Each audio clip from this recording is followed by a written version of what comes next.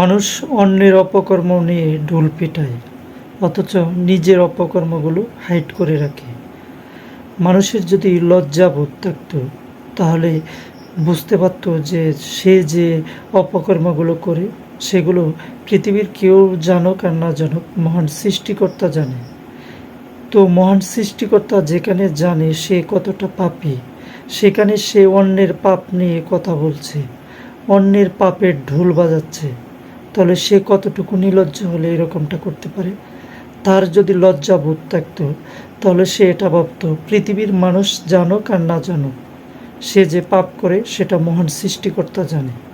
তো সে একজন পাপী হয়ে কেন অন্যের পাপ নিয়ে কথা বলবে, কেন অন্যের ঢোল পিটাবে অন্যের অপকর্ম নিয়ে? আরে বেটা, তোর যদি পাপ থাকে, তুই তোর পাপের জন্য ক্ষমা প্রার্থনা চা মহান সৃষ্টিকর্তার কাছে।